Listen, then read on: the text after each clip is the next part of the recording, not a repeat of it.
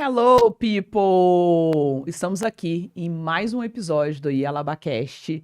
E antes de eu colocar para vocês quem é minha convidada super especial de hoje, eu preciso antes falar para vocês ir lá no canal, se inscrever, curte, comenta, compartilha os episódios para poder saber que vocês estão curtindo. E lá no Spotify, você vai para nos seguir e deixar suas estrelinhas também para deixar o seu feedback e a gente ter a validação de que o conteúdo tá fazendo sentido para vocês, tá bom? Então hoje eu quero colocar aqui uma pessoa super especial, a qual eu conheci dentro de uma comunidade, depois a gente se esbarrou em alguns eventos, depois enfim a gente se encontrou presencialmente e hoje eu tenho a felicidade de estar com ela aqui na mesa, na bancada, pra gente compartilhar muita coisa que vai fazer sentido pra vocês sobre carreira, sobre diversidade, e eu tenho certeza que vocês vão curtir. E hoje a minha convidada é a Tássia de Paula, que é gerente de diversidade e inclusão no Nubank. Ela é fundadora do Espaço Caluxo de Estudo e cofundadora da Associação UCA, que é uma mentoria voltada para profissionais negros. É isso aí. Tássia, obrigada por você estar aqui, já inicialmente começar te agradecendo. Ah, imagina. Obrigada a você pelo convite. É um super prazer poder compartilhar aqui, contribuir. Espero que inspire bastante gente. Ah, eu não tenho a menor dúvida, porque a gente, toda vez que te ouve, a gente sempre fala isso. Que maravilha, que é sempre bom poder pegar uma partilha da sua trajetória ali, de como acrescenta. E, para que as pessoas possam te conhecer e saber quem é a Tássia, né? Fala um pouquinho para elas quem é a Tássia, a menina que veio lá da comunidade, da periferia paulistana, e que hoje é essa mulher, né, que traz tanta essa representatividade de posicionamento no mercado para tantos outros colegas aí. Ah, obrigada, inclusive, por essa introdução, assim, passa um filme na nossa cabeça, quando a gente para pensar sobre a nossa jornada. Bom, eu sou Tássia de Paula, acho que vou me autodescrever rapidamente, eu sou uma mulher preta, hoje eu estou usando meu cabelo crespo, Black Power, vestindo uma blusa creme, mais funcionais da semana, as pessoas sempre me encontram de roupas clarinhas, assim, e tô aqui nesse estúdio maravilhoso, né, com o fundo do Yalabacast, que tem trazido tanto conteúdo bom, colegas meus de profissão já passaram por aqui, já assisti jornadas de outras pessoas também super relevantes, então já abri dizendo que é um trabalho super crucial, importante, obrigado. E que você continue trazendo mais inspiração, né? Da minha jornada propriamente dita, eu comecei, como você mencionou, no call center, quando nós falamos de perspectiva corporativa, mas antes disso, né, eu sou a Tássia, lá da Zona Leste, eu nasci e fui criada num bairro chamado Parada 15 de Novembro, que é bem periferia mesmo aqui de São Paulo. Eu sou filha de um casal de pretos de São Paulo, meu pai estudou até a 4ª série do ensino primário, a minha mãe era dona de casa, minha mãe já é falecida, né? O meu pai sempre foi metalúrgico e trabalhou a vida toda. Eu sou a 3ª filha desse casal, né? Nasci, assim, cresci num ambiente familiar de muita colaboração, de muita troca entre as minhas irmãs, né? Porque quando você tem irmãos, você já começa a aprender a partilhar e a dividir ali mesmo dentro do seu ambiente familiar, né? Eu tenho uma tia que se chama Valdete, que é considerada minha segunda mãe, porque ela sempre esteve ali com a gente. Eu sou tia também da Lorena e do Aislan, de 4 anos. As minhas irmãs, elas quiseram fazer um combo comigo, né? Porque as duas crianças têm a mesma idade. A Lorena nasceu em fevereiro e o Aislan nasceu em maio. Então foi assim, aproveitou o ensejo, aí passou 3 meses, sabe? Então foi um combo, assim. E eu sou uma amante de cães. Eu tenho um doguinho que se chama Francisco, que é meu companheiro. Sempre tive cães, assim, é uma paixão que a minha mãe deixou para nós. Acho que eu não, resgatando a minha infância, não me lembro algum momento na família que não tinha um gostinho diferente na casa, tendo animal, menina, não dá? Querendo ou não, assim, depois que você vira adulta, você começa a entender que também ter um animalzinho ali te ensina algumas coisas, sabe? Então, recomendo, galera. Tenham animais de estimação. Quem puder, né, com responsabilidade, tenha sim. E aí eu comecei essa minha jornada no call center lá em 2004. Eu comecei como atendente mesmo de call center, inicialmente na central de atendimento ativa de vendas, e nós vendíamos naquele momento um cartão de crédito, que até aquele momento era um produto super inovador. Imagine que as pessoas queriam ter o cartão de crédito mesmo pagando anuidade, assim, o que hoje em dia é uma coisa meio inconcebível, né, na mente das pessoas. Acho que era talvez pelo efeito, pela questão do não ser acessível para todo mundo, exatamente. Então as pessoas queriam ter, era o desejo, sim, né, de ter aquilo dali. E aí a gente entrava em contato com as pessoas para oferecer o cartão de crédito e elas queriam o cartão de crédito, tá? Sim, eu quero ter meu cartão e tal. Gente. E ali eu fui trilhando essa jornada de carreira dentro do telemarketing mesmo. Então eu fiquei alguns anos no atendimento, fazendo telemarketing ativo. Depois mudei para o telemarketing receptivo, porque no meu ensino médio eu tive a oportunidade de estudar inglês, né? Fui oportunizada pelo meu pai, que me proporcionou o estudo do inglês até o nível intermediário. E esse nível intermediário ele foi suficiente para mim dentro do contexto do call center, porque a empresa onde eu trabalhava, ela ganhou um cliente novo, que era estadunidense, e eles iam ter um serviço de atendimento bilíngue. E eu falava inglês. E aí eu movi do atendimento ativo para o atendimento receptivo, né, desse cliente. E dentro desse cliente foi onde eu iniciei a jornada de liderança, porque eu entendi ali, observando um pouco a perspectiva de carreira, que liderança era algo que eu queria muito fazer. E esse meu gosto pela liderança, ele veio muito desse lugar de estar em alguma cadeira ou em algum lugar que pudesse influenciar as pessoas a fazer o melhor que elas poderiam fazer, Sim. ou a ser a melhor versão que elas poderiam ser. Então, inicialmente, trabalhar com liderança na minha mente era muito sobre isso, era sobre contribuir para a entrega coletiva. Porque eu cresci num ambiente em que esse senso de coletividade, ele sempre foi muito nutrido, né? Quando eu acessei o cargo de supervisão inicial, né, o meu primeiro cargo de supervisão, que inclusive foi resultado de uma oportunidade que a minha supervisora anterior me deu, porque ela ficou gestante, e quando ela saiu da licença para a licença maternidade, ela me deixou como backup dela. Sim. E ali eu tive a oportunidade de mostrar o meu papel de liderança, minhas habilidades e a competência que eu tinha de gerir o time. Quando ela voltou, ela decidiu que ela não queria mais ficar dentro da empresa. Sim. E aí ela saiu definitivamente e eu assumi o cargo de supervisão, né? Quando eu assumi o cargo de supervisão oficialmente, foi o momento que eu tive a oportunidade de acessar a graduação. Sim. Então, diferente de muitas jornadas, primeiro eu trabalhei alguns anos lá no atendimento. Sim. Quando eu acessei a supervisão, foi que eu tive condições de custear os meus estudos. E aí eu me graduei inicialmente em processos gerenciais pela Universidade 9 de Julho, aqui de São Paulo. Fui trilhando essa jornada de liderança até acessar o cargo de coordenação. Quando eu acessei o cargo de coordenação, o meu escopo também ampliou, porque eu passei a reportar para líderes que ficavam alocados em sedes da empresa que eram na Colômbia.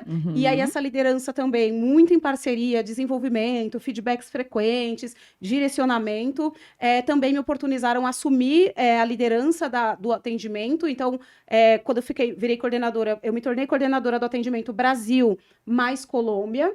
E ali eu fui nutrindo essa jornada, né, aprendendo.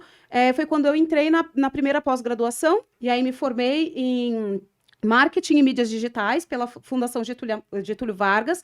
Essa graduação ela vem muito num lugar de que a central de atendimento que eu coordenava, ela era voltada para vendas e retenção. Sim. E eu sempre gostei muito do sistema de tecnologia, do ambiente de tecnologia, e eu sempre tive um gosto muito grande pela perspectiva da inovação.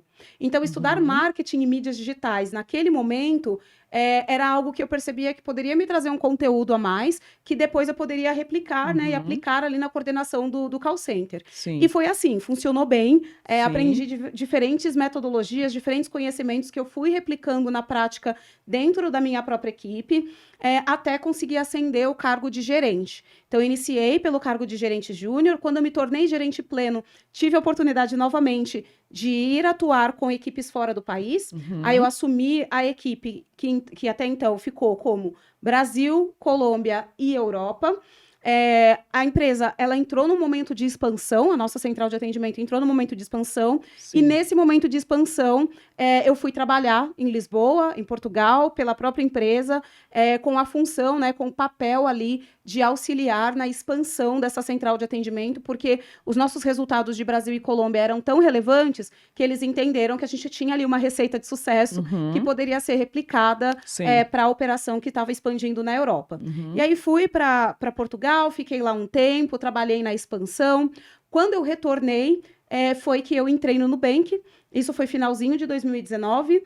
O Nubank estava num momento exponencial de crescimento, né? Um produto novo. Sim. O roxinho que todo mundo queria. Sim.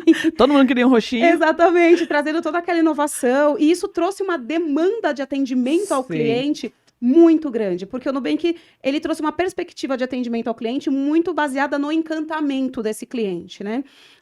E aí eles precisavam de pessoas que tinham esse conhecimento mais estratégico / tático, vou dizer assim, da central de atendimento. Foi onde eu conheci o Yuri, que inclusive posteriormente a gente fundou a UCA em parceria, né? E lá no Nubank, inicialmente, eu entrei para a área operacional, né, para fazer a gestão de uma parte da central de atendimento ali, para contribuir mesmo com conhecimentos que eu já tinha da bagagem do call center, né? Fiquei 1 ano nessa posição. Foi quando a área de diversidade e inclusão no Nubank, ela cresceu, porque o Nubank entendeu ali por estratégia que era necessário ampliar a área de diversidade e inclusão. E aí, como parte desse movimento, dessa perspectiva de observar a carreira como algo não linear e como algo possível também, para além propriamente do cargo que você ocupa, foi que eu transicionei para a área que hoje é a área de pessoas e cultura dentro do Nubank. Então, hoje, dentro da área de pessoas e cultura, eu atuo como gerente de diversidade e inclusão. A gente tem uma diretoria específica, né, dentro do Nubank para diversidade e inclusão. Aí eu respondo para essa diretora e a gente tem uma equipe ali que pensa essa estratégia e que articula essa estratégia para que a gente possa garantir que o Nubank siga aí numa jornada consistente dentro da agenda de diversidade e inclusão. Numa perspectiva acadêmica, fui me aprimorando também, e aí eu fiz outras 2 pós-graduações, aí já voltadas mais para essa área das humanidades e diversidade e inclusão. Então, eu me pós-graduei em Direitos Humanos, Responsabilidade Social e Cidadania Global pela PUC do Rio Grande do Sul. Me pós-graduei em Diversidade e Inclusão nas Organizações, pela Universidade de São Judas, aqui de São Paulo. Sim. E agora eu faço um MBA em Liderança Exponencial pela BBI of Chicago, que é onde eu percebo que tem sido assim o meu grande aporte, vou dizer assim. Eu percebi ao longo dessa jornada que minha grande contribuição ela é em liderança. Então eu decidi investir nisso para garantir aí que a gente continua nesse processo de aprendizagem contínua, né? Porque é sempre um processo de aprendizagem, a gente conseguir ir construindo esses conhecimentos, bebendo um pouco da fonte do teórico, colocando na prática, criando conexões como a nossa, né? Que a gente acabou se conectando de forma super bacana. Faço parte de alguns coletivos, como é o caso do Negras na CX, de onde a gente se conheceu. E é muito nessa perspectiva de como é que a gente vai ampliando o nosso conhecimento para poder agregar valor para os lugares por onde a gente navega também. E para a gente garantir que continua novamente assim, nesse processo de aprendizagem contínua, porque eu acredito verdadeiramente nesse processo de educação como alavanca e como porta possível para as pessoas. Porque a gente sabe que cada pessoa parte de um lugar diferente, cada jornada se dá de forma diferente, mas eu acho que a educação, ela é algo que realmente te aproxima e tem esse potencial de te alavancar, sabe? E de te colocar no caminho mais adequado e também de te abrir, te ampliar as perspectivas para que você possa ir trilhando a sua jornada de carreira. E aí é muito nessa perspectiva que eu fundei o grupo de estudo que você falou, que a gente chama de Caluxa, que é o meu segundo nome.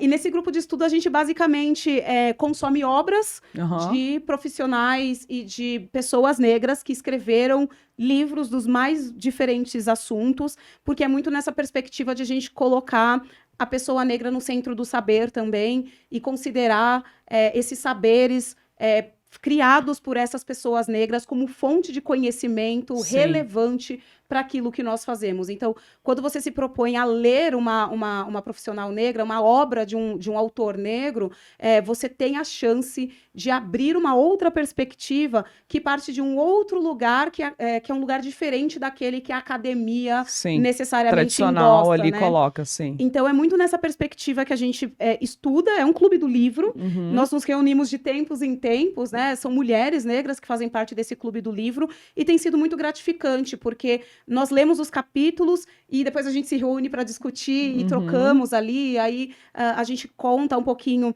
de como as pessoas estão colocando na prática aquela teoria que aprendeu, e tem sido muito valioso, assim, né? A gente já leu Cida Bento, já lemos Angela Davis, temos outros livros aí na lista para poder ler, espero ler o seu em breve também. Sim, já ia perguntar aqui onde que tá o meu nessa lista, entendeu? Vamos ler, Se o meu tava lá nessa lista aí, eu sei ainda não tava, que eu já ia requerer aqui a minha posição lá dentro também. Super, com certeza, assim, e vai ser um prazer, inclusive, porque é muito nesse lugar, sabe, de a gente poder disseminar conhecimento, porque eu verdadeiramente acredito nisso. Como na minha jornada o acesso à educação e o conhecimento compartilhado foram muito cruciais, eu não consigo pensar diferente. Eu acho que o acesso à educação e o conhecimento compartilhado são essenciais, sabe? São primordiais para as pessoas poderem trilhar suas jornadas. É claro que todo mundo faz tudo com muito esforço, né? O povo brasileiro é um povo muito esforçado, muito trabalhador e tudo mais. Mas a gente sabe que nem tudo depende apenas do esforço. Então, quando a gente se propõe a desburocratizar o acesso ao conhecimento, eu acho que é uma ferramenta a mais que você entrega na mão das pessoas para que elas possam construir suas jornadas, né? Então, muito nessa perspectiva. Sim. Bom, vocês viram que foi uma narrativa inicial aí, basicamente, que a Tássia já deixou aqui bem explícito para vocês poderem ver toda essa construção que ela teve durante esse tempo. E em cima, né, considerando aí todas essas colocações, essas pontuações, é onde a gente vai extrair aqui algumas coisas. E eu queria, né, num ponto, né, voltando lá para um start que você teve no seu momento de call center, que você mesma mencionou, onde você teve uma primeira oportunidade, porque você cursava inglês, e por ter sido algo que foi uma orientação que o seu pai lhe colocou.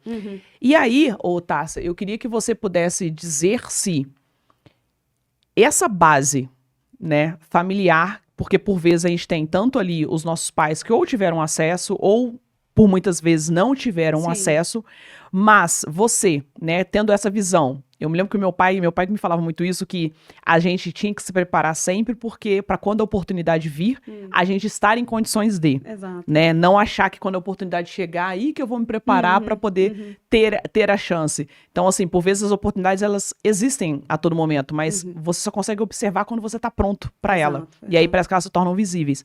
Você acredita que essa visão, né, do seu pai, essa questão da estruturação da base, a gente trazendo para um contexto geral da sociedade, acredita como um ponto que a gente pode colocar como um pilar que é realmente crucial para poder ter essa expansão, para que a pessoa possa começar a enxergar da possibilidade de alcance de onde ela pode ir, porque não basta só o que vem pela sociedade, mas eu acredito que essa questão da base familiar é um grande ponto diferencial.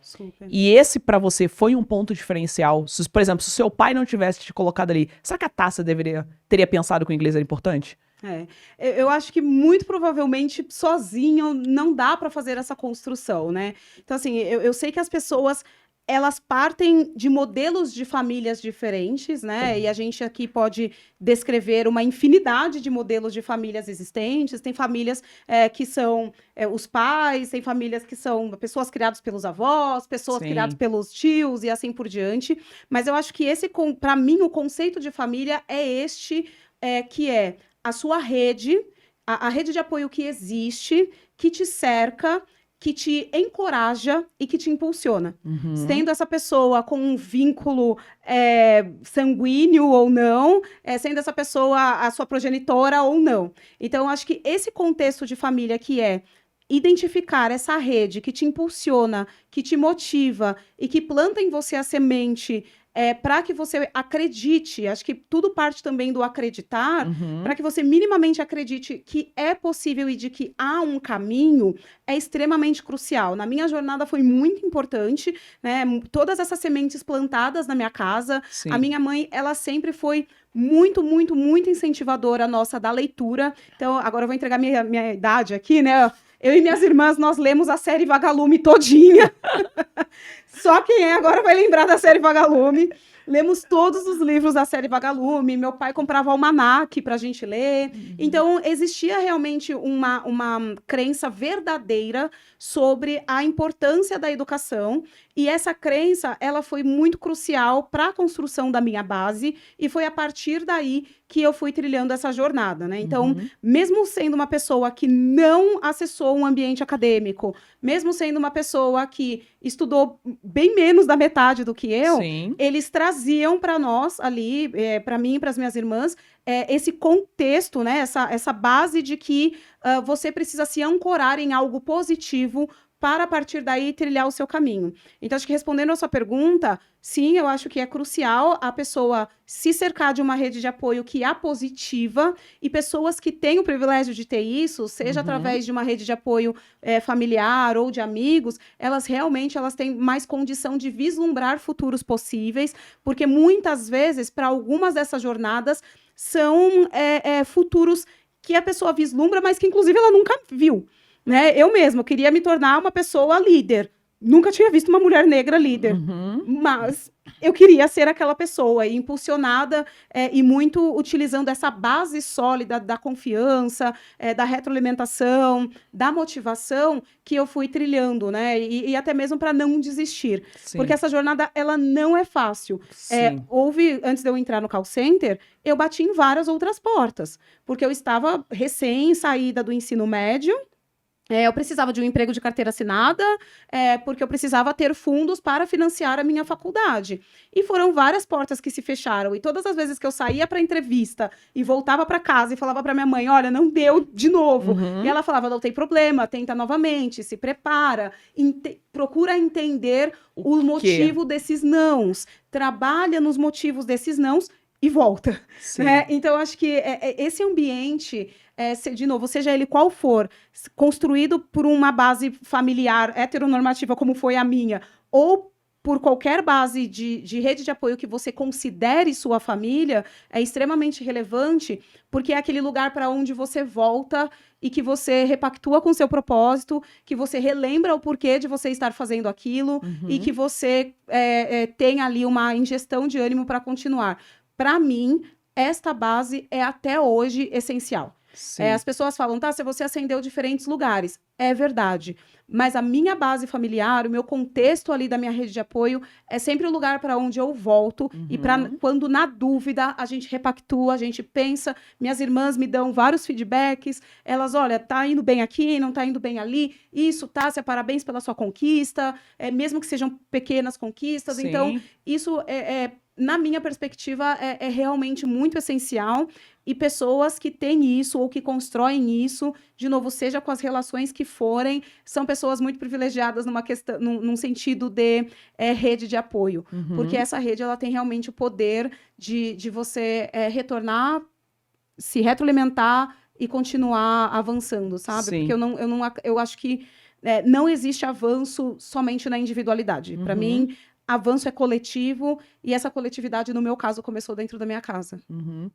Não, e é super importante a gente mencionar isso. A gente teve algum episódio aqui também com algum convidado que nós mencionamos, trouxemos essa importância, acho que foi até com a Cris. A gente levantou sobre essa importância realmente da estruturação da base, que por vezes, né, por não ter tido essa oportunidade lá por uma necessidade, né, e por toda a questão histórica da nossa ancestralidade, etc., Sim. Sempre foi enxergado a educação como uma salvação, Exato. né? O que vai poder proporcionar para que minha filha, né, tenha um futuro, uma vida diferente da que eu tive, eu preciso que ela estude, eu preciso priorizar isso, né? Eu preciso possibilitar para que isso aconteça. Então, eu acredito que isso é muito forte, realmente, nessa nossa base, né? Que trouxe essas possibilidades aí para a gente poder nos prepararmos e para poder entregar isso da melhor maneira. Completamente. Eu acho que a nossa carreira começa aí, assim, inclusive, né? A gente fala muito de uma carreira que começa quando entramos em uma determinada empresa ou tal, mas no fundo, a nossa carreira começa neste lugar, que é o lugar de você minimamente ter a condição e a abertura e o acesso para se preparar, para pensar em ter essa carreira, né? Eu, por exemplo, eu tive uma jornada muito diferente da do meu pai. Meu pai começou a trabalhar com 9 anos de idade. Sim. Eu comecei a trabalhar com 18 anos, né? Então, ele me possibilitou esse espaço para que eu me formasse primeiro enquanto indivíduo, enquanto pessoa entrando na vida adulta, para a partir dali ter uma jornada diferente. Então, acho que a gente tem também muito esse papel, né? De que, como tivemos caminhos pavimentados, porque é assim que eu considero, né? Meus pais pavimentaram o meu caminho para que eu partisse já de um lugar muito diferente do lugar que eles partiram. A gente também tem muito essa perspectiva de como é que a gente segue pavimentando esse caminho para frente e para que outras pessoas, por exemplo, meu sobrinho, minha sobrinha já vão partir de um outro lugar. Vão ser, o ponto de start dele vai ser outro. Totalmente. E essa função, né, que eu acho que acaba, que é o que nos cabe, é realmente para poder trazer essa possibilidade do que acaba sendo.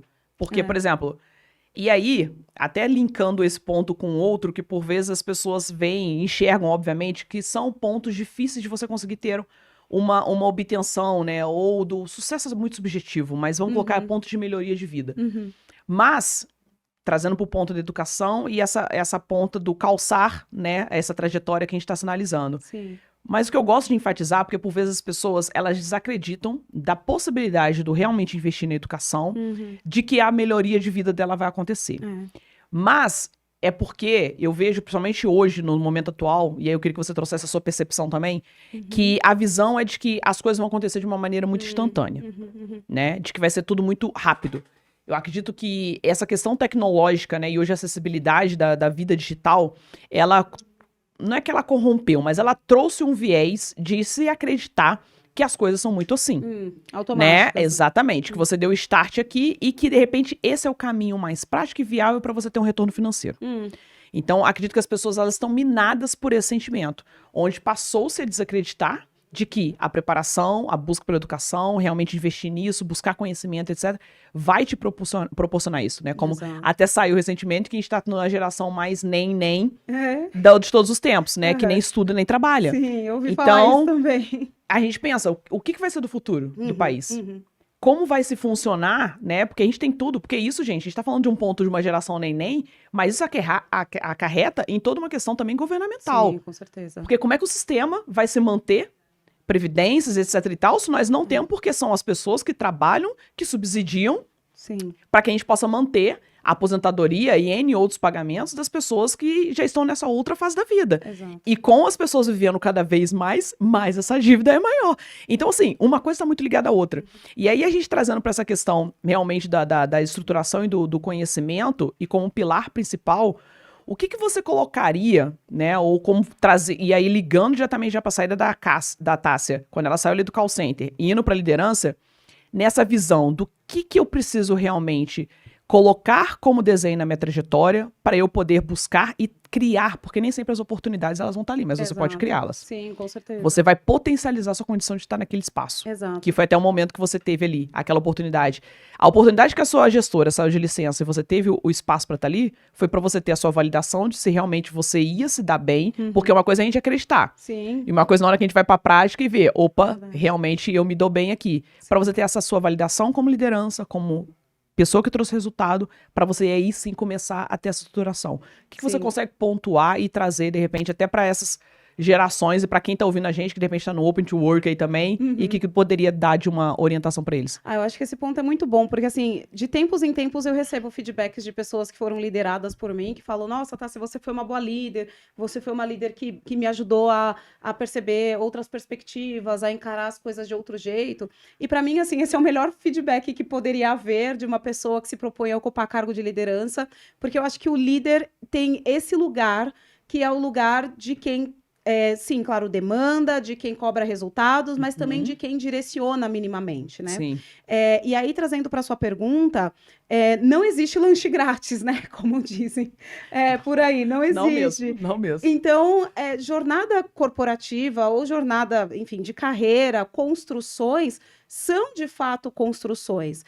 Nenhum tipo de carreira se dá do nada, ou simplesmente automaticamente. Eu acho que independente do que você se propõe a fazer, ou independentemente da área de atuação que você se propõe a atuar, você construir o caminho até lá é extremamente importante. Porque, inclusive, os aprendizados que você vai tendo e as coisas que você vai acessando ao longo deste caminho são as coisas que vão te fazer o profissional do futuro, né? Sim. São as coisas que vão fazer com que você se mantenha neste lugar, e são as coisas que vão fazer com que você receba feedbacks como os que eu recebo hoje. Sim. Então, quando as pessoas me trazem assim, tá, se você foi uma boa gestora para mim, ou olha, você tem sido uma gestão relevante na minha vida, eu acho que isso tudo também parte desta construção, dessa jornada de aprendizagem e de se propor a fazer a jornada, porque tudo é um processo de construção, a gente precisa reconhecer que ele é um processo,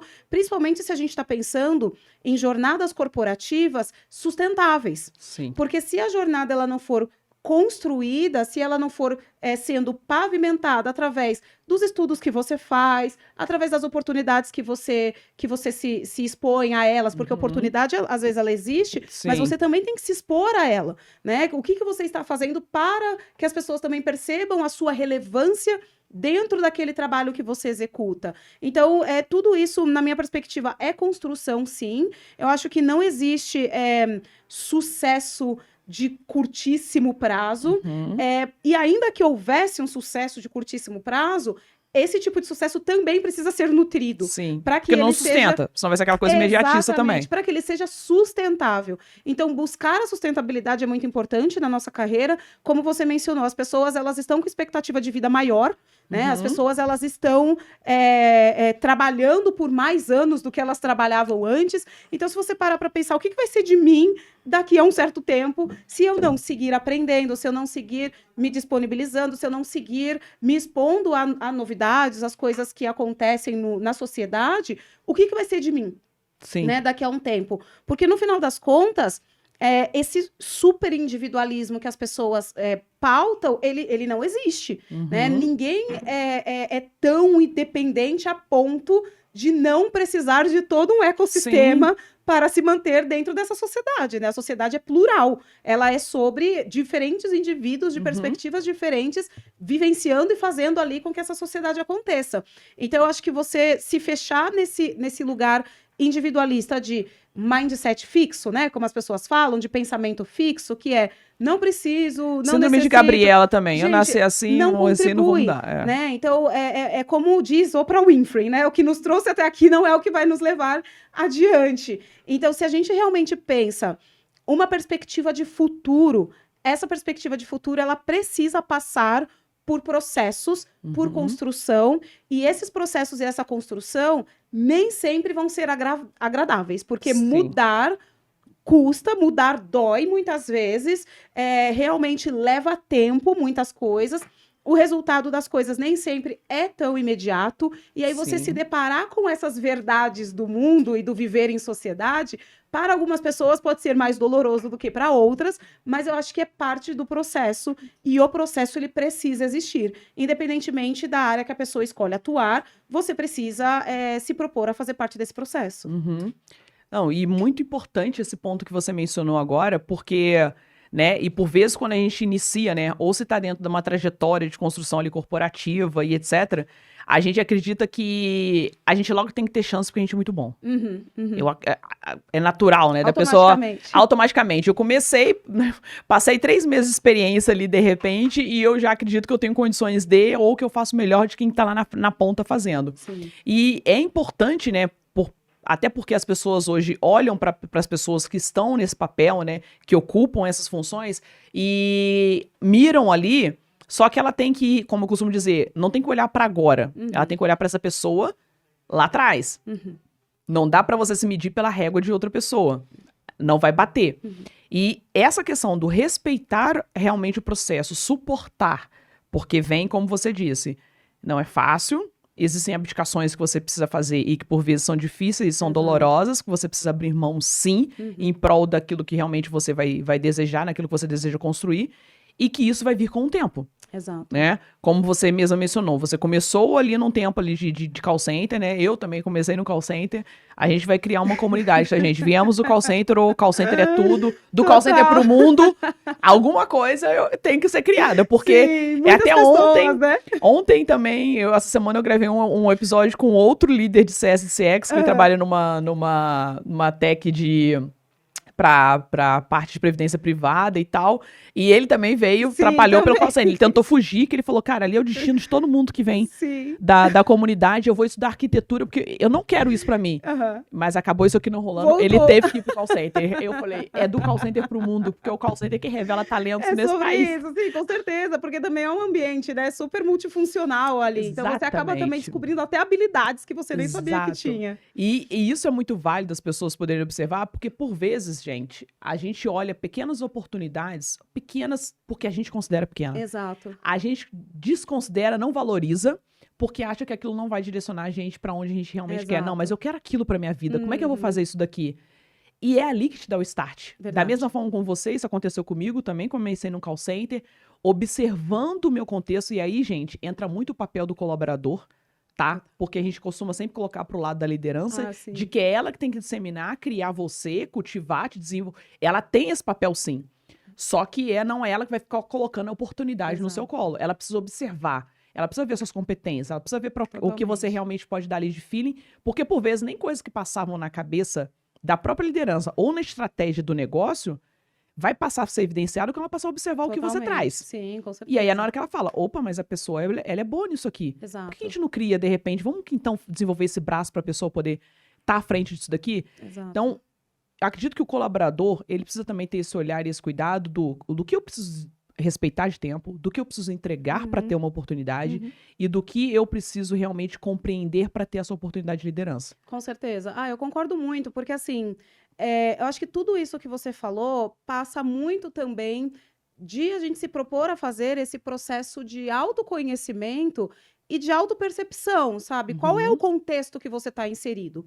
Porque sabemos, novamente, que as barreiras estruturais, institucionais, elas existem. Né? A depender do lugar onde a pessoa parte, de quem ela é, das intersecções que ela tem, as barreiras da estrutura ou da instituição, né, barreiras institucionais ou estruturais, existem Uhum. e estão postas. Então, não é negando a existência de barreiras, porque elas estão ali e elas existem, né? Realmente, algumas pessoas vão ter acesso mais facilitado a algumas vivências sociais e outras pessoas vão ter acesso menos facilitado a algumas vivências sociais. Uhum. No meu caso, por exemplo, eu tive acesso menos facilitado à universidade versus alguns amigos que eu tenho. Sim. Porém, apesar de existirem essas barreiras estruturais, e aí não é romantizando de forma alguma a existência dessas barreiras, e não é um discurso de superação também, mas é você, de novo, ter essa leitura de autoconhecimento e autopercepção, que é, deixa eu minimamente fazer a leitura deste todo,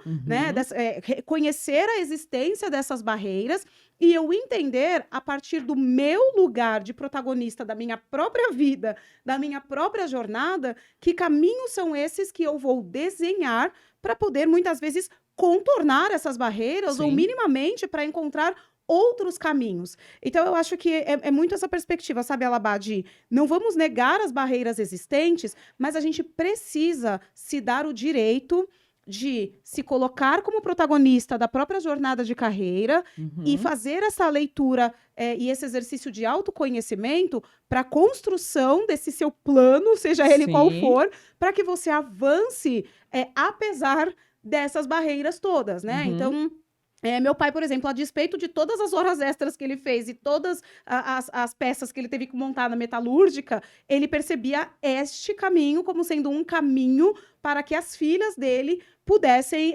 acessar a escola. Eu, por exemplo, a despeito de, apesar de não ter conseguido sair do ensino médio e automaticamente ter entrado na universidade, eu percebi acessar o mercado de trabalho através do call center primeiro, construir ali uma jornada, uma experiência, para que depois eu acessasse a universidade. Então, eu acho que é muito menos sobre jornada ideal, né? E muito mais sobre Jornada dos sonhos. que jornada possível é essa que você vai desenhar, que você vai construir para você tomar posse do que é seu. Porque carreira, como você bem pontuou, não é do seu líder, não é da empresa que você trabalha. A carreira é sua. Né? Você é dona e proprietária da sua carreira. Sim. E assim precisa ser. Porque ela é sobre você, ela é sobre a sua autenticidade, ela é sobre os caminhos que você vai percorrer. De novo, sabemos que alguns desses caminhos são mais tortuosos para uns do que para outros, mas no final das contas, o caminho é seu. Podemos sim contar com pessoas que vão nos apoiar, que vão nos direcionar. Hoje em dia, a gente consegue acesso muito mais fácil a pessoas mentoras, a gente consegue ter, como você mesma falou, a tecnologia traz muito do conhecimento, do acesso a determinados conhecimentos que antes eram mais burocratizados. Então, que plano é esse que eu vou desenhar perante isso para continuar avançando? Eu acho que não fazer nada é a pior escolha. Sim. Então, não fazer nada e ainda assim almejar que determinados resultados venham é de fato a pior escolha, porque aí você vai criar uma expectativa em cima de uma base que não foi construída e, consequentemente, não vai ser possível. Então, eu acho que é um pouco dessa realidade que as pessoas vão encarando aos poucos e vão entendendo para poder tornar possível as suas carreiras dentro dos ambientes. Eu também não acho que carreira é algo que tem começo, meio e fim. Já você começou num papel operacional, chegou num papel de liderança, fim. Não. O que eu vou fazer a partir deste lugar agora? Sempre gosta de estipular teto, né? Exatamente. Não, chegou ali, morreu ali, ou você vai fazer aquilo pro resto da vida. Exatamente, né? Não podemos fazer isso com nós mesmos, né? Eu acho que foram tantas batalhas e tantas brigas para que a gente tivesse liberdade de escolha, para chegar nesses lugares, para ter opção, para que a gente possa realmente, né, observar outras possibilidades, né? Então, não façamos isso com nós mesmos, né? Vamos usar esses caminhos que foram abertos e a gente utilizar essas portas que foram abertas para a gente ir construindo mesmo.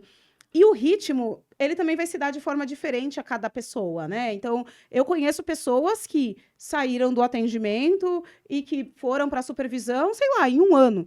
Eu levei 3, minha jornada, né? Então, pessoas que saíram da coordenação e foram para a gerência em sei lá quanto tempo. Então, a leitura geral do contexto, que contexto é esse que você está inserido?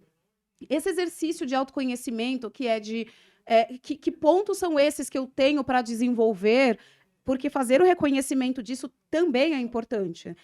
As negativas e os caminhos, eles vão pontuar a gente quais são aquelas coisas que a gente precisa continuar investindo, que a gente precisa continuar desenvolvendo, principalmente pessoas que ocupam cargo de liderança, não se colocar nesse lugar da jornada do herói, né, de que eu sei tudo, eu faço tudo sozinho. Não, a gente também aprende muito com as nossas equipes, né? Então, como é que eu faço para continuar me retroalimentando de todo esse sistema para que a carreira seja de fato sustentável? Para o avanço de ambas as partes acontecerem. Exatamente.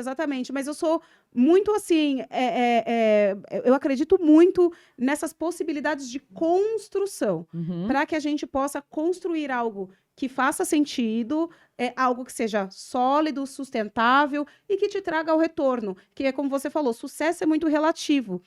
E aí, fazer isso também, essa reflexão de o que é sucesso para você.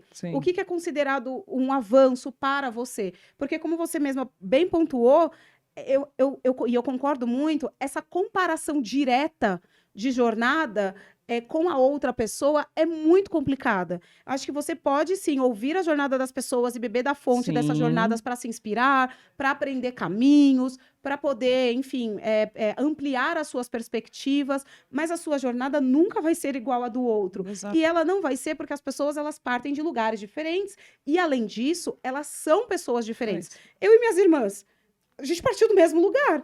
A jornada delas, a minha jornada é outra, né? Então, a nossa individualidade, a nossa autenticidade também vai afetar muito nisso, né? Então, eu acho que reconhecer que estamos falando de uma volatilidade grande e de que estamos falando de contextos que não são verdades absolutas, é bem importante também para você acalmar o seu coração, né? E tomar posse da sua jornada, protagonista da sua carreira, a partir do seu contexto. Mas eu acho que esse é um exercício de autopercepção, de autoconhecimento, que leva tempo também para ser feito. Concordo. A gente só precisa realmente se dispor a isso, né? Você tem que haver o propósito de fazer isso, porque se não vier de dentro para fora, não é o tipo de coisa que você pode fazer 375 mil podcasts aqui explicando para as pessoas isso. A liderança dessa pessoa pode falar isso, várias pessoas podem dizer. Se não partir realmente de dentro para fora, fica muito difícil fazer essa construção e essa leitura de ambiente ser possível, sabe? Sim, eu concordo, principalmente nesse ponto agora, quando você mencionou, né? Que é importante a gente reconhecer o nosso momento, a gente olhar, né, para os demais, né, para o que está ali do lado, para servir como inspiração. E por quê? Porque senão a gente se cobra e vai se cobrar errado. A gente vai se achar incapaz. Eu falo isso porque eu passei por isso. E não faz muito tempo. Então, eu vinha já de, tipo assim, foi até como a gente, né, voltando, a gente tem aqueles platôs que geralmente a gente coloca na vida, né? Quer dizer, ou que as próprias pessoas, a sociedade coloca, né? E aí eu falo um pouco isso, porque, por exemplo, de onde a minha cidade, por exemplo, é uma cidade mais interior do estado do Rio, Então, uma visão, né, onde eu consigo ver como culturalmente ali, é de que pessoas, né, consideradas ali bem-sucedidas, ou que são boas, né, ou porque ocupam funções de liderança dentro de empresas, ou porque são donas de algum negócio. Essa é a percepção cultural da Sim, sociedade. sim. E ali, eu já tinha passado pelas duas experiências. Eu já tinha sido gestora, líder dentro de uma empresa, né? Tipo, uma empresa única na cidade, porque era uma prestadora de serviço básico, então era única, então era referência, todo mundo sabia quem era. E também por empreender e por ser dona de negócio. Sim. Então, na concepção das pessoas, nossa, uau, aquela pessoa alcançou, que é aquilo do sucesso objetivo, alcançou o Exato. auge da vida. Só que foi no momento quando eu parei no start e falei, cara, mas não é só, não é até aqui que eu vejo pra mim. Sabe? Não é até aqui que eu enxergo a minha trajetória. Eu preciso, né? Eu sinto a necessidade de algo mais. Eu sinto que eu consigo fazer algo mais. Então, aí vem a questão do autoconhecimento, que foi um primeiro passo. Então, foi onde eu dei o primeiro start. Só que depois veio nessa segunda cadeia. Foi quando eu comecei até a vir mais para São Paulo e conhecer, expandir rede com as pessoas aqui. E aí você começa a ver a dimensão de como tudo é muito maior. E aí eu falei, uau, esse mundo existe também. Então, é para esse mundo que eu quero navegar, é para esse mundo que eu quero ir. E aí veio esse viés de olhar jornadas e me comparar para tal. Diretamente, né? Sim. E num primeiro momento, aquilo foi muito difícil para mim. Sim. Porque eu me cobrava, porque fulano tinha tantos resultados, fulano conseguia fazer tal coisa, fulano conseguia fazer e eu não conseguia sair do lugar. Só que até o momento daquilo realmente acontecer, de eu enxergar que, cara, mas você tá começando nessa nova jornada tem um ano. A pessoa, realmente, ela deu um gás maior, mas ela tem uma empresa já há 20 anos que faz isso. Ou a pessoa tem 10, ou a pessoa... Exato. Tem cada um, foi quando ficou claro pra mim, cara, cada um tem o seu momento. É sobre. E Alabá, você vai ter o seu momento. Só que você precisa saber qual é a direção, o que você realmente quer, ter a ideia dessa jornada, respeitar e adquirir no conhecimento, buscar informação, rede de contato, você ter os apoios para você poder ter essa construção. É crucial. Então, eu ratificando aqui tudo isso que você colocou, tô trazendo como exemplo da minha própria vida e eu tô falando de coisa de 2, 3 anos. É uma coisa recente. Olha só. Tá, gente? Eu não tô falando aqui de coisa recente pra você ver que nem sempre isso vai acontecer com você, que é um problema que você vai ter só quando jovem. Exatamente. Não, Tudo bem que eu sou mais jovem ainda, entendeu, gente? Sou uma novinha, entendeu? Mas, mesmo você no momento seu de maturidade, você precisa parar e fazer essa análise de reequilíbrio. Sim, totalmente. Um exemplo, eu tinha 15 anos já no call center antes de entrar no Nubank, que é um mercado que eu aprendi, tudo que eu sei hoje sobre finanças, eu aprendi lá, né? Então, apesar da minha bagagem de 15 anos de operação de call center, quando eu tive essa oportunidade de mudar de empresa, eu me coloquei nesse lugar de aprendiz novamente. Exato. Que é esse lugar de existem coisas aqui dentro que eu não conheço com profundidade e que eu vou precisar conhecer, eu vou precisar estudar, eu vou precisar contar com o apoio das pessoas para poder me direcionar também. Então, essa questão da aprendizagem mesmo ao longo da vida e você reconhecer que não é uma lista de check, né, todo o tempo... É muito importante também para que você não carregue muito nas tintas e não faça cobranças que, inclusive, não são justas consigo mesma, né? Então, eu, por exemplo, quando falava para as pessoas, eu trabalho no call center, fiquei 15 anos no call center. Algumas pessoas falam, nossa, mas como assim? Só que para mim o call center... Como é que você sobreviveu? Muitas pessoas trazem isso, né? Muitas. Mas para mim o call center sempre foi este lugar que eu lia com essa perspectiva de ser o ambiente que era muito possível eu desenvolver as minhas habilidades de liderança. E por que isso? Porque quando você é líder no call center, você lidera equipes de 10 pessoas, 15, 20, isso, no mínimo 10, 30. já começa aí. Né? Dependendo da estrutura organizacional, você lidera muita gente. E pessoas diferentes trazem desafios diferentes Exato. quando você é líder. A pluralidade, né? Ela te desafia. Isso, para mim, foi crucial. Então, às vezes, as pessoas perguntam para mim, Tássia, de onde que você tirou essa perspectiva toda de diversidade e inclusão? De onde que você tirou essa questão de liderança? Gente, trabalha no call center durante o tempo para você observar. Um atendimento para você ver na sua vida, para você ver o que é lidar com pessoas. Os cenários que acontecem lá. Exato. Quando eu me tornei uma pessoa gestora de projetos grandes, que acontecia, o projeto está indo bem, de repente, greve. acontece, sei lá, o projeto tá indo super bem, de repente, sistema caiu e tem, sei lá, quantos clientes na fila. Você vai desenvolvendo essa perspectiva de também mapeamento de risco, de criação de plano de ação, de contingência, de análise de causa raiz. Eu desenvolvi as minhas habilidades de planejamento estratégico majoritariamente no call center. Por quê? Tudo no call center tem larga escala.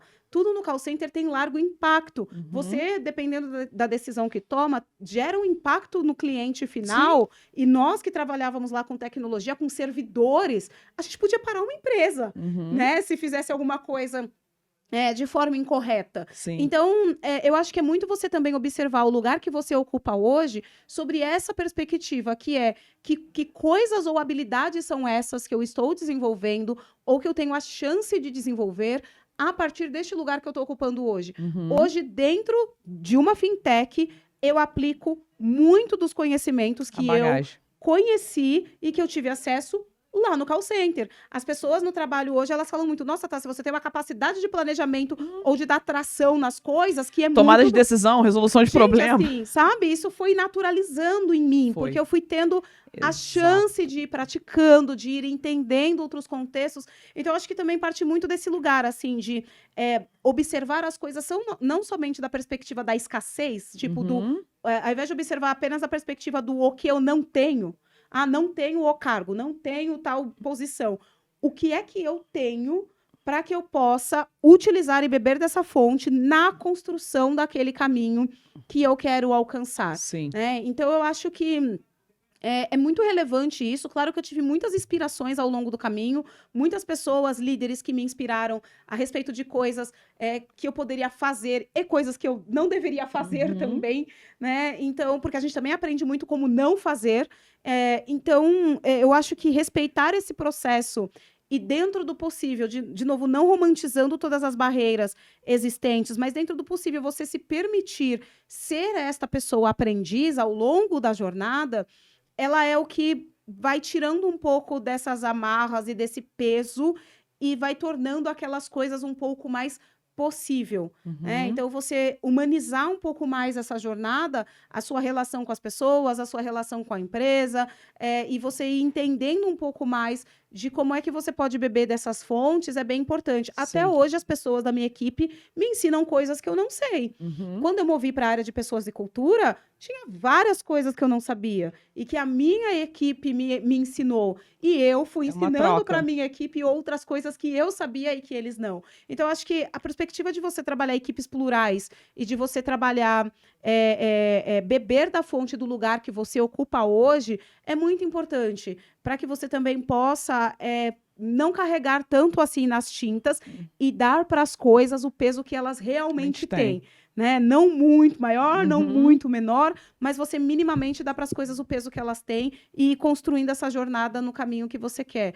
Porque sempre é tempo, gente. Assim, Sim. Eu acho que não tem tempo certo ou receita pronta. Concordo. Assim, eu até já pensei, vou fazer outras graduações de outras coisas. Por que não, gente? Se fizer sentido para aquele seu momento de jornada, para aquela sua construção, por que não? Então, acho que é muito isso. Sentir a necessidade, né? E Exato. Assim, sobre isso, né, que a Tássia pontuou, né, que a gente vê aqui nessa indução e a Tássia pontuou agora no final, e que eu queria aproveitar para deixar isso para vocês, né, para quem está acompanhando a gente aí, que tá assistindo, eu acredito que vocês estejam também vibrando aí, tem muita, principalmente o pessoal aí que está nessa questão de carreira, que aproveitem a oportunidade em qualquer lugar que vocês estiverem. Aproveite para aprender, tá? Por vezes, eu falo isso porque até brinco, até pouco tempo, né, tem alguns meses, eu até mandei uma mensagem para um ex-gerente meu, por toda a bagagem, agradecendo ele, porque por muitas vezes o meu líder me desenvolvia, me cobrava para executar algumas coisas, e eu ficava até às vezes, nossa, mas pra que tanto no mínimo detalhe? Por que não? Porque isso, por vezes, é natural da gente ter isso, mas eu sempre fui aquela pessoa também que eu queria entender o motivo, compreender e aprendia.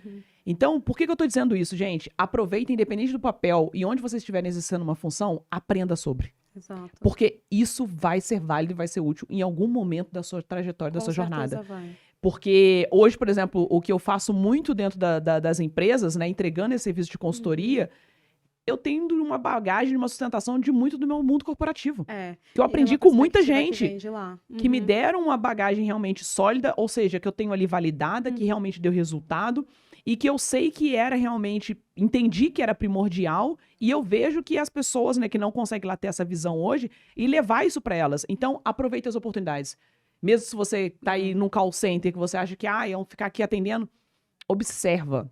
Veja que você consegue extrair. A gente, sobre essa questão realmente de feeling, eu criei essa facilidade também de tomar a decisão, resolução de problema, Sim. visão estratégica. Foi por conta do atendimento. Porque, bati um pepino ali, preciso resolver isso agora. Exato. Filha, analisou o contexto, olha, vamos fazer isso, isso e isso, não sei o quê, e já vamos corrigir isso aqui na causa raiz. Perfeito. Onde tá vindo esse problema? Aqui. É isso aqui, ó. A gente Exatamente. cria isso vira prática. Com certeza. Então aproveitem onde vocês estão, fica aqui o nosso recado, o nosso pedido, para que vocês possam agregar isso na mochila de vocês, para no momento oportuno vai ser útil. Podem ter certeza disso. Ai, com certeza. E a prática, ela é uma coisa que, assim, pratica, sabe? Vai lá e, como você disse, observa o processo e faz, oferece soluções. Exato. Porque é muito importante, para mim, pelo menos, foi muito importante deixar as pessoas me conhecerem. Eu fui aprendendo ao longo dessa jornada, Yalabá, que eu tinha que deixar as pessoas me conhecerem, porque não automaticamente elas iam saber que eu detinha de determinados conhecimentos. Uhum. Por N motivos, né? Primeiro que, assim, alguns conhecimentos que eu tenho, as pessoas não atribuem a pessoas como eu, né? Então, quando eu falo, eu falo inglês fluente, falo espanhol fluente, nem todas as pessoas, mulheres negras periféricas, quantas Tiveram mulheres negras acesso. periféricas tiveram acesso a isso? Uhum. Ou falam inglês fluente, ou falam espanhol fluente. Uhum. Então, eu minimamente deixar as pessoas me conhecerem, saber meu repertório, o que eu já fiz, onde eu já atuei, o que eu era capaz de fazer, quais foram os projetos que eu já entreguei. Então, deixem as pessoas conhecerem você, Sim. porque oportunidade também é sobre isso. Às vezes, um líder seu, um colega seu, uma pessoa que te cerca, acessa espaços ou mesas que você não acessa ou que você não está. Uhum. Então, a pessoa minimamente tem a condição de te pontuar, de te levar seu nome, de citar você.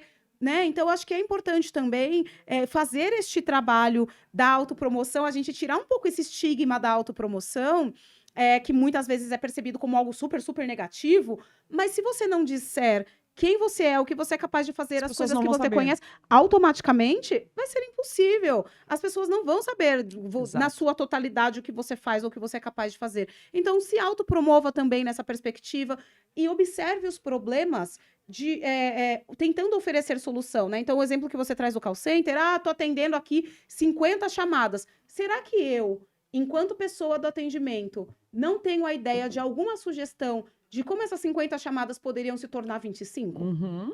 Será que eu que me lido isso aqui que você com o tá sistema falando todo dia? Foi assim agindo assim que eu criei a oportunidade e tive a possibilidade de me tornar gestora da área. Foi vendo problemas que aconteciam e falei assim, mas por que fica nesse tempo todo? Por que a gente está com esse percentual? Por que está impactando isso? Então, eu entendi o processo como funcionava e pontuei algumas soluções. Exato. E foi isso que me deu um destaque logo de área, logo de cara, e na primeira oportunidade para assumir a liderança da área, foi a oportunidade que eu tive. Eu observo muito isso. Às vezes as pessoas elas ficam esperando ser percebida. Vão me notar, vão me perceber, vão me... Gente, de novo, não tem lanche grátis e ninguém dá nada de graça pra ninguém. O mundo não gira em torno de você, querido. Não é assim. Então, construa essa jornada, sabe? Deixa as pessoas te conhecerem, faz a sua jornada ser sua, protagonize ela, porque é bastante relevante, é muito importante isso. Concordo. E agora a gente puxando por todo esse papel que a gente falou sobre esse ponto do protagonismo, né? Porque isso é você ser protagonista também, e a gente trazendo um pouco para esse momento nosso de diversidade, que hoje o papel no qual você exerce, né, dentro do Nubank, e através dos projetos, eu acredito que também é uma forma de você despertar o protagonismo nessas pessoas, trazendo para esse momento nosso de diversidade, né? Que você tá bem à frente disso, não só dentro da empresa, mas você lida com isso de geral no mercado. Como que você vê as pessoas observando, sendo protagonistas nas suas jornadas, nas suas carreiras, principalmente, né, as mulheres pretas, né, as pessoas pretas, seja homem, seja mulher, mas mais a mulher ainda, porque a gente sabe que ainda pros pretos, pra sociedade preta já tá difícil, e pra mulher preta ainda tá um pouquinho mais aquém. Verdade. Então, como você coloca, como você enxerga esse protagonismo dentro desse contexto que hoje, de repente, possa estar tendo avanço, ou para onde você acredita que é a direção? De que forma você pode considerar essa condução, já que você está ali dentro dessa área diretamente atuando? Eu acho que existe uma possibilidade muito grande ainda existe um campo muito grande que as empresas não todas chegaram ainda, que é o de entender a vantagem que existe da pluralidade, né? Então, equipes plurais, elas de fato são as equipes que geram a inovação. Porque a inovação, a melhor resolução de problemas, ela acontece na divergência muitas vezes. Então, eu ainda percebo que algumas empresas criam equipes muito homogêneas, muito procurando o consenso, muito procurando a afinidade entre as pessoas ali, mas, no final das contas, equipes muito homogêneas não geram inovação, não geram criatividade e não geram a melhor resolução de problemas. E por que elas não geram isso? Porque se você não observa o mesmo problema de diferentes ângulos, muito provavelmente você não vai observar diferentes possibilidades de resolvê-lo, né? Então, eu acho que a gente ainda tem como empresas ou como ambiente corporativo muito que avançar ainda em observar a positivação da pluralidade e da divergência, né? E não somente do consenso. E eu acho que as pessoas, principalmente na posição de liderança, precisam começar a perceber, a positivar a divergência dentro das suas equipes. Porque muitas vezes as pessoas em posição de liderança, elas buscam liderados que concordem com ela. E o liderado que concorda... Pra ter menos trabalho. Exatamente. Só que o liderado que só concorda com você não vai te ajudar a encontrar a melhor solução.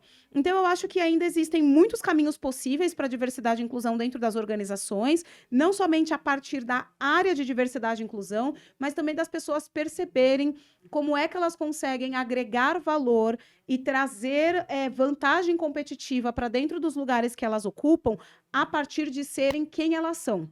Eu costumo dizer, Alabá, que as melhores lideranças que eu tive não foram as lideranças que empurraram para debaixo do tapete o fato de eu ser uma mulher preta periférica. Muito pelo contrário. As melhores lideranças que eu tive foram aquelas que reconheceram este meu lugar, esse lugar de onde eu parto, e trouxeram para a mesa essas perspectivas, né? Porque eu, como mulher preta periférica, sei as dores e as delícias de ser uma mulher preta periférica. Então, eu pude, nas mesas onde eu fui, trazer essa perspectiva até mesmo da parte do cliente. Como é que uma pessoa desenvolve soluções para um público que ela não conhece, né? Para um público, para atravessamentos ou vivências que ela sequer sabe que existe. Então, para mim, o grande diferencial da pluralidade e de você construir equipes diversas está aí, no fato de você poder trazer para a mesa perspectivas diferentes que vão, inclusive, ampliar a sua possibilidade de resolver melhor os problemas e de criar soluções que vão, de fato, fazer sentido não para você, que é quem está criando, mas para o cliente, para quem você está produzindo, né? Então, eu acho muito, muito estranho que a gente pense que é possível criar para uma população, por exemplo, majoritariamente negra, sem ter pessoas negras nessa mesa, né? Brasil, por exemplo, 56% de pessoas negras na nossa população. Como é que eu vou criar para essa população se eu minimamente não sei? Se eu não tenho pessoas ali pretas para me falarem sobre. E para me trazer essa perspectiva, né? Fica então, difícil. Eu acho que a gente conseguir pensar a pluralidade deste ângulo de diferentes perspectivas, diferentes pensamentos, diferentes bagagens, e a gente beber da fonte da jornada dessas pessoas, é o que faz equipes serem equipes de sucesso. Então, é nesse lugar que eu observo a diversidade e a inclusão, que é nesse lugar de como é que a gente começa a trazer para a mesa perspectivas que divergem das nossões. E aí, como é que a gente bebe da fonte dessas divergências para criar melhores problemas, melhores soluções, melhores soluções para os problemas, na verdade, inovações e melhores produtos, né? A gente precisa começar a positivar a divergência, né? Para que ela possa, de fato, levar a gente para um lugar de inovação que seja mais possível para todas as pessoas, porque, do contrário, a gente vai criar mais do mesmo, e não são poucas as marcas ou os produtos que deixaram de existir porque simplesmente não melhoraram, não conversaram diretamente com os clientes e não refletiram a necessidade real desses clientes. Então, para mim, a perspectiva de diversidade e inclusão, ela está muito conectada a isso, de ter equipes plurais que possam minimamente refletir a base dessa sociedade para a qual você está produzindo, mas também trazer perspectivas diferentes para a mesa, para que você verdadeiramente construa soluções que façam sentido para a maioria das pessoas. Uhum. E diretamente hoje para as empresas, né? Porque que você observa no mercado. Uhum. Você acredita que essa mudança, ela está efetivamente acontecendo? Ou, como diz o povo, é só a política de parede, é só aquela para inglês ver? Qual é a sua percepção, o seu sentimento para isso? Né? Eu estou colocando aqui para atender uma política que daqui a pouco vai passar a ser cobrada, Sim, porque, né, sim, vamos colocar ali, sim. dentro da ESG, a gente já sabe que a questão de sustentabilidade é Totalmente. algo que é determinado, que se você realmente não trouxer aqueles números ali, você não tem mais aprovação de banco, você não tem financiamento, você não tem um monte de questões. Investidores já cobram sobre Exato. isso, né? Então, a parte do social ainda não está tão assim evidenciada, mas eu acredito que ela também vai tomar esse ápice dentro dessa conjuntura. Então, acredito que muito ainda está nesse papel do, não, né? Vamos mudando aqui um jeitinho que não tenho, ponho aqui na propaganda, ponho no marketing ali que eu tenho uma pessoa ou outra, mas de repente no quadro. Você que está ali na prática, né, nesse cotidiano, rodando por esses universos, você acredita que essa mudança, de fato, ela está sendo efetiva? Ainda está engateando porque tem muito essa questão do quadro só pintado, de que tem, mas na prática não tem? Como é que está sendo a sua percepção quanto a isso? Eu acho que ainda há muito o que avançar. E além de ainda haver muito o que avançar, a gente ainda avança a etapas muito lentas, né? Então, eu verdadeiramente acredito que se a gente quiser fazer uma guinada, uma virada, essa virada e essa guinada, ela precisa partir da intencionalidade. As empresas, elas precisam colocar e direcionar esforço, gente, investimento e tudo mais, né, para esse avanço de fato acontecer. Teve um estudo recente do Instituto Identidades do Brasil, né, o IDBR, que na pauta racial, por exemplo, estudou algumas organizações privadas e identificou que no ritmo que nós vamos, né, já com todas as coisas que nós estamos fazendo, a igualdade racial ela chega em 167 anos. Então, acho que esse é um dos estudos que comprova ali que estamos avançando, mas ainda há etapas muito lentas, né? Então, precisa ser intencional e precisa partir de dentro para fora se a gente realmente quiser reduzir esse tempo e a gente quiser realmente falar de um ambiente igualitário de verdade, né? Então, eu acho que as empresas elas estão se propondo a fazer, algumas empresas mais, outras menos, algumas empresas com mais estrutura, outras com menos estrutura, mas eu acho que na perspectiva geral ainda temos muito o que avançar e ainda precisamos melhorar muito a velocidade com a qual as coisas estão acontecendo, porque 167 anos eu acho que é muito tempo e apesar de, né, a expectativa de vida, como você mencionou no começo, ter aumentado, ela não aumentou para 167 anos. Aí não chegamos lá. Então, a gente precisa, de fato, trabalhar com mais intencionalidade, sabe? E eu acho que isso é papel de todas as pessoas. Sim. Trazer o questionamento, puxar a agenda, questionar nos ambientes onde navegam, para que a gente possa verdadeiramente tomar posse dessa transformação. A transformação, eu não acho que ela deveria ser atribuída a uma área específica, até mesmo porque, muitas vezes, a decisão está nas mãos de quem não faz parte de determinadas áreas. Então, como é que a gente também, enquanto tomador de decisão ali, nós tomamos decisões todos os dias. A gente realmente está trazendo essa perspectiva diversa, inclusiva, para as decisões que a gente toma, né? Então, assim, de quem que eu consumo, por exemplo? As coisas que eu compro, os conteúdos que eu estou consumindo, os livros que eu leio, onde eu estou injetando a minha grana, eu estou tomando a melhor decisão? Ela é uma decisão plural? Ela é uma decisão diversa? Sim. Então, eu acho que parte também de nós reflete muito nas empresas. Eu acho que as empresas ela têm, sim, a sua parcela de responsabilidade, mas eu acho que também que existe a responsabilidade ali de cada indivíduo, porque também somos pessoas consumidoras, né? O nosso dinheiro faz isso tudo girar, faz a roda girar. Então, acho que vale também essa provocação, que conteúdos são esses que eu estou consumindo, de quais pessoas, de quais lugares, ou estou, de fato, investindo, né, em produtos que partem de lugares plurais. Então, acho que, como consumidores, a gente também tem esse papel. Tem que questionar, tem que olhar isso. Precisa refletir sobre, Concordo, sabe? concordo. Bom, acho que vocês viram que aula que vocês tiveram aqui nesse episódio de hoje, né, gente? E aí, o tempo passa muito rápido, Super, a né? gente nem percebe, né? A gente com certeza teria muitos outros pontos aqui pra gente poder discutir, mas a gente já pensa no episódio volume 2 aí, Tá no certo. Se podcast deixasse, a 2. gente ficaria aqui conversando sem parar, né? Com certeza. Então, assim, Tássia, eu gosto muito de trazer aqui como a gente fala muito desse relacionamento, né, com pessoas, eu falo sobre essa questão da importância das pessoas dentro dos negócios e sobre o relacionamento, né, líder-colaborador e ali líder-cliente, colaborador-cliente. E na sua visão, né, liderança-colaborador, que é um papel direto que você exerce, eu queria que você trouxesse na sua concepção, porque quando eu falo de cliente interno e cliente externo. Sim, São sim. nesses dois pontos. Então, o que a Tássia considera como sendo um relacionamento de sucesso com o cliente é? O que você considera para ser esse relacionamento de sucesso? O que ele precisa ter? Eu acho que para um relacionamento com o cliente ser de sucesso, ele precisa considerar isso que eu mencionei de diferentes perspectivas. Sabe, para um relacionamento com o cliente ser um relacionamento de sucesso, ele precisa ir ao encontro da necessidade deste cliente e não de eu endereçar necessidades individuais. Eu acho que avanços acontecem mais da coletividade, verdadeiramente, e quando a gente constrói muito pensando na resolução do problema e não necessariamente simplesmente vender a nossa solução ou a solução que a gente acredita, aí é que a gente realmente endereça essa necessidade. Então, um relacionamento com o cliente de sucesso é aquele relacionamento que vai abrir portas para esse cliente me trazer a demanda dele, a perspectiva dele, e eu minimamente refletir sobre ela, mesmo que ela divirja da minha, sabe? Então, eu acho que a divergência, ela não é tão negativa quanto as pessoas pintam, e a gente deveria conviver um pouco mais com isso. Sim. Bom, muito bom.